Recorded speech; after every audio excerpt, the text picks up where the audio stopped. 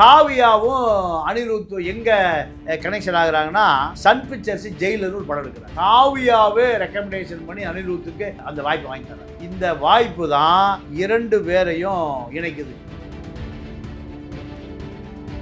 காவியா மாறனும் அனிருத்தும் இன்னைக்கு திருமணம் செய்ய போறாங்க. ஏறக்குறைய அனிருத்தினுடைய சொத்து மதிப்பை விட 100 மடங்கு, பல 100 மடங்கு காவியாவுக்கு சொத்து. முதல்ல அனிருத்துக்கு இருக்கிற அந்த இசை ஆர்வத்தை தூண்டியதே தனுஷ் தான். சின்ன சின்ன குறும்படம் எடுத்தா அதுல நிறைய மியூசிக் யார் போடுறதுன்னா அனிருத்தம்.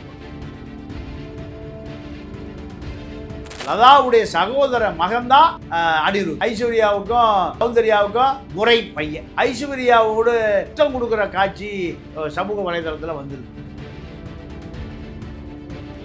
அனிருத்தை பொறுத்த வரைக்கும் கீர்த்தி சுரேஷ், ஆண்ட்ரியா 2 பேரும் அவருக்கு நெருக்கமான நடிகைகள். திரைப்பட வட்டாரத்தில் ஒரு கிசு. இவர் நீங்க லிப் லாக் யாரோட? ஆண்ட்ரியாவோட, கீர்த்தி சுரேஷோட. அனிருத், தனுஷ், சிவகார்த்திகேயன், சிம்பு இவர்களெல்லாம் ஒரு கவுபாய்ஸ். ராத்திரி பூரா முடிச்சிருப்பான், பகல் பூரா தூங்கும். சுசித்ரா சொல்லுது, இவர்கள் அடிக்காத லூட்டியே இல்லை, பார்க்காத பெண்களே இல்லை. மெரிபா பன்னீர் சோடா, ஐ ட்ரஸ்ட் மெரிபா. ஆச்சி மசாலா, எந்த சமையலும் ருசி தேடும் ரகசியம். 20 ரூபாய். ரிஃப்ளெக்ட் நேயர்களுக்கு வணக்கம். இன்னைக்கு நம்மளோட சிறப்பு விருந்தினர் யார் இருக்காங்கன்னு பார்த்தீங்கன்னா தமிழா பாண்டியன் சார் இருக்கார். வணக்கம் சார். வணக்கம் சார். அனிருத்துக்கும் காவியா மாறனுக்கும் கல்யாணம் அப்படின்னு சொல்லிட்டு இருக்காங்க, அதை பற்றி கொஞ்சம் இல்லை. இப்போ அனிருத் காவியா மாறன் திருமணத்தை அனிருத்துடைய உறவினர் ஒய்ஜே மகேந்திர அனிருத்துக்கு ஒரு பெரிய இடத்துல திருமணம் நிச்சயதார்த்தம் செய்யப்பட்டு விட்டது. பத்திரிகையாளர்கள் கேள்விக்கு இந்த பதிலை சொன்ன பிறகுதான் காவியா மாறன் அனிருத் திருமணம் நிச்சயதார்த்தம் ஏதோ ஒரு அமெரிக்கா அருகில் உள்ள ஒரு தீவில் இந்த கொண்டாட்டம் நடக்க இருக்கிறதுன்னு செய்தி வருது. இந்த செய்திகள் சில நாட்களாகவே 2 பேரும் நியூயார்க் கடை வீதியில் 2 பேரும் தோள் மேல் கையை போட்டுட்டு 2 பேரும் போகிறாங்க. வெளிநாட்டு தம்பதிகளைப் போல 2 பேரும் நியூயார்க்கில் பார்க்க முடிகிறதுன்னு செய்தி வந்தது. இதை தொடர்ந்து இது நீண்ட காலமாகவே இது போன்ற வதந்திகள் வர ஆரம்பித்து 2 பேரும் நெருங்க ஆரம்பித்து 2 குடும்பங்களும் திருமணம் செய்து வைப்பதற்கான முயற்சிக்கு வந்துவிட்டது, தவிர்க்கவே முடியவில்லை. இப்படி வந்த பிறகுதான் இவர்களுடைய பூர்வீகத்தை தோண்டி துருவி எடுக்க வேண்டியதாக இருக்குது. இப்போது அனிருத்தை பொறுத்த வரைக்கும் 3 தலைமுறை இந்த இசை குடும்பத்தை சேர்ந்தவர். அனிருத்துடைய தாத்தா, அதாவது கொள்ளுப்பாட்டம் காலத்திலிருந்த இந்த திரைப்படத்துறையில் அவர்கள் குடிகட்டி பறந்தவர்கள். உதாரணத்திற்கு கே சுப்பிரமணியன், அவங்க தாத்தாவுடைய அப்பா கொள்ளு தாத்தா, அவர் 1930 தியாகராஜ பாகவதரை வச்சு பவளக்குடியில் படம் எடுக்கிறார். எத்தனை வருஷத்துக்கு முந்தி? 94 வருஷத்துக்கு இல்லை 96, இப்போ 4 வந்தால் 100 ஆகுது இல்லை, 96 வருஷத்துக்கு முந்தி ஒரு படம் எடுக்கிறார். இப்போ அதுக்கு பிறகு தியாக பூமின்னு ஒரு படம் எடுக்கிறார். தியாகராஜ பாகவதரை அறிமுகப்படுத்தியவரை அனிருத்துடைய கொள்ளு தாத்தா தான். அந்த காலத்தில் தியாகராஜ பாகவதர் தான் பெரிய திரையுலக ஜாம்பவான். இப்போ 10 ரஜினிக்கு சமம். அவரே பாடணும், அவரே ஆடணும், அவரே குதிக்கணும், எல்லாமே ஒரே ஆளே பண்ணணும். நாடக நடிகர்கள் தானே. ஆமாம். அப்போது அந்த காலகட்டத்தில் இவர்களை வைத்து திரைப்படம் தயாரித்தவரே அனிருத்துடைய தாத்தா தான். அதாவது பாட்டி நாட்டிய பேரொளி பத்மானு பேர் இல்லாமல் அவாள் குடும்பம், ஐயர் குடும்பம். அன்றைக்கி இசை கலை கலாச்சாரம் எல்லாமே இவர்கள் தான் இந்த சமூகத்துக்கு சொல்லுவார்கள். அப்போ சினிமானாலே உங்க குடும்பம் ஒய்ஜி குடும்பம் தான். இப்படி இருக்கிற காலத்தில் இவங்க அப்பா பேர் ரவி ராகவேந்திரா. இப்போ அதை மாற்றிட்டு முழுக்க ரவிச்சந்திரன் வச்சுக்கிட்டார். இப்போ இந்த அத்தை வந்து யாருன்னு கேட்டிங்கன்னா ரஜினியுடைய மனைவி லதா. ஒய்ஜி மகேந்திரனும் ரஜினியும் அக்கா தங்கச்சி கட்டினவங்க சகலை. லதாவுடைய சகோதர மகன்தான் அனிருத். ஐஸ்வர்யாவுக்கும் சௌந்தர்யாவுக்கும் முறை பையன். ஆனால் சின்ன பையன் அதில் சொல்கிறேன் முறை பையன். ஆனால் ஐஸ்வர்யாவோடு முத்தம் கொடுக்குற காட்சி சமூக வலைதளத்தில் வந்துடுது. அதாவது தனுஷை திருமணம் செய்த பிறகு ஒரு படம் எடுக்கிறாங்க. அதில் அந்த படத்தில் ஐஸ்வர்யா தனுஷ் தயாரிப்பாளர், ஐஸ்வர்யா இயக்குனர். படத்து பேர் 3, ஹீரோ தனுஷ், ஐஸ்வர்யா டைரக்டரு, சுருதி நாயகி, சிவகார்த்திகேய காமெடி, அனிருத் இசை.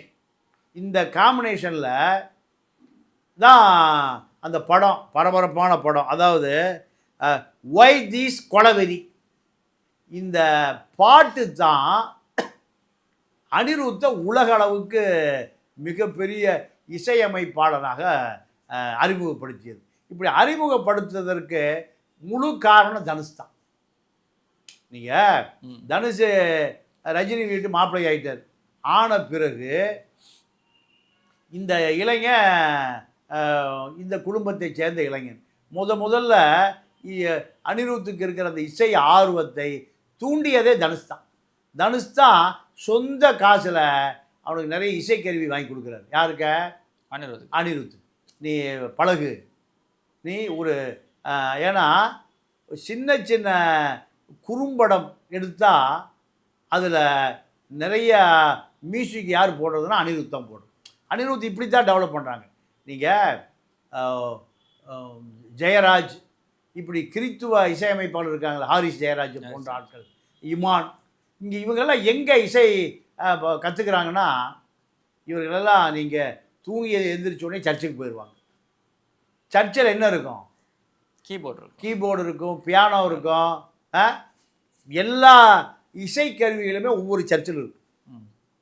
அப்போது இதை நீங்கள் இப்போ பிரசங்கம் பண்ணுகிற பொழுது, பாதிரியார்கள் பிரசங்கம் பண்ணுகிற பொழுது இசையோடு பிரசங்கம் பண்ணுவாங்க. அப்போ இந்த இசையை இது எந்த தொடர்ச்சியாக ஆர்வமாக சர்ச்சுக்கு போகிறான இளைஞன் அவர்கள் என்ன பண்ணுவான்? இசை பிதாமகனாக ஆயிடுவான்.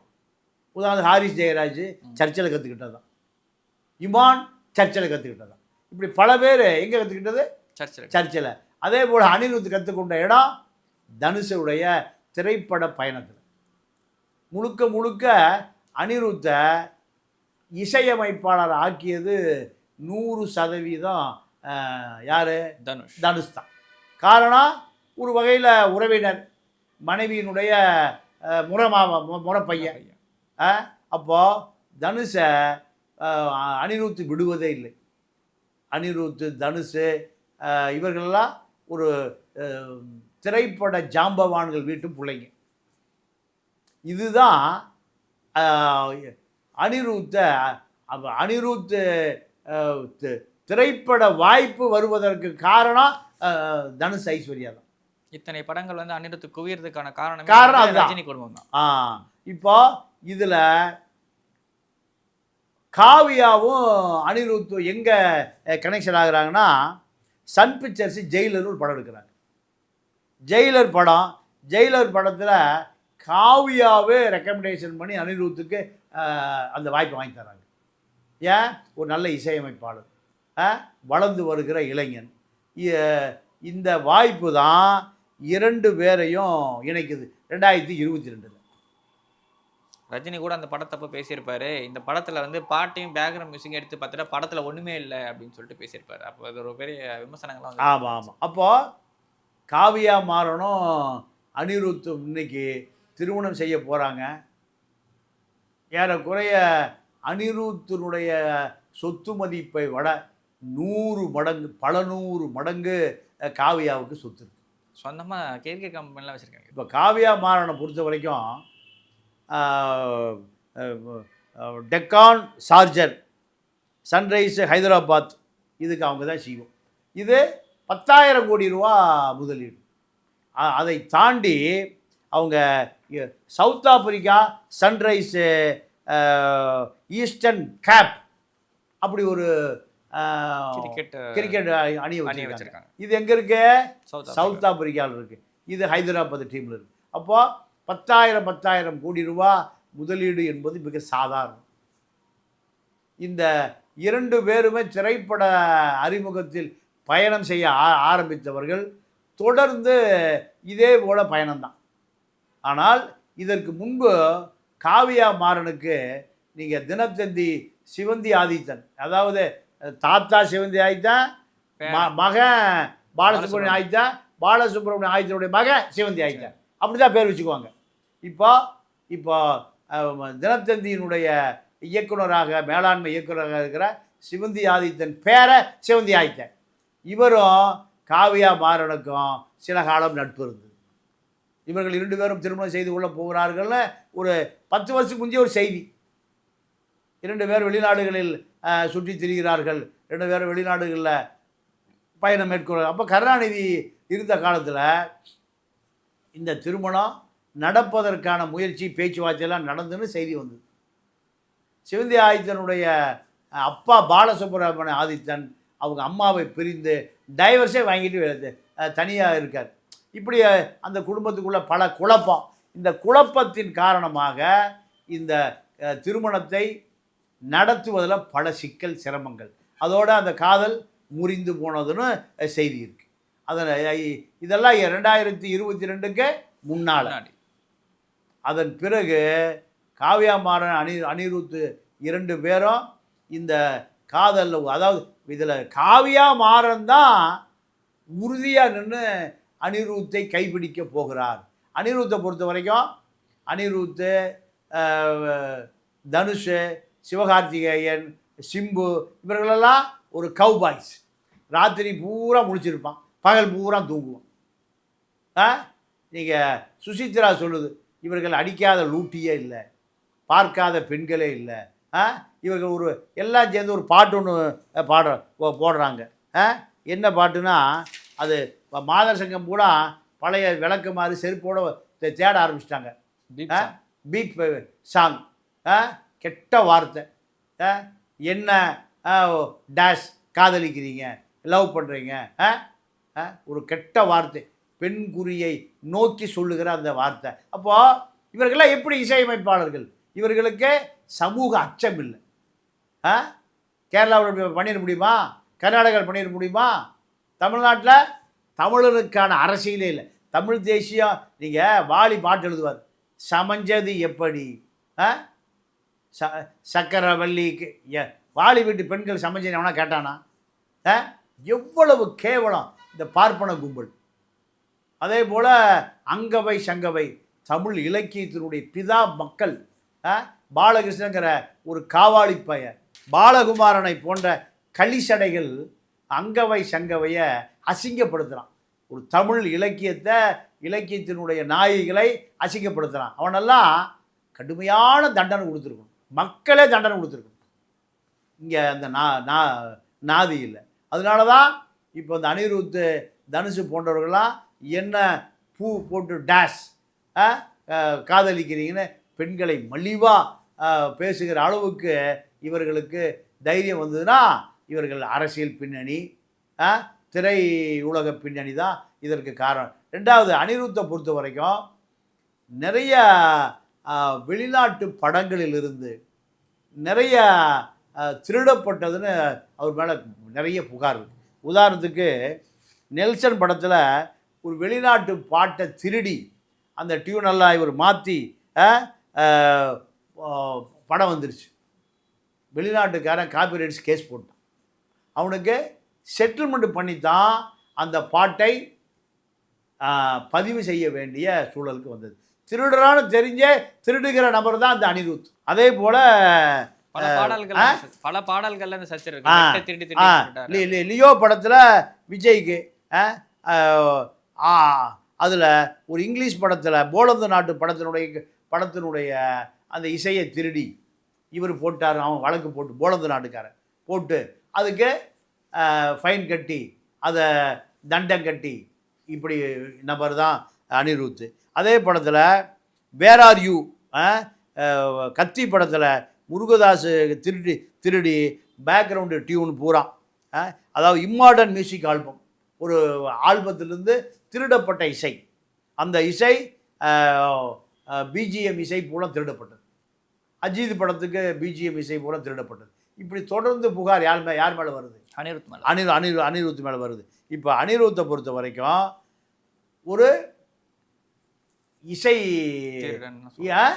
திருடன்னு சொல்லலாம்.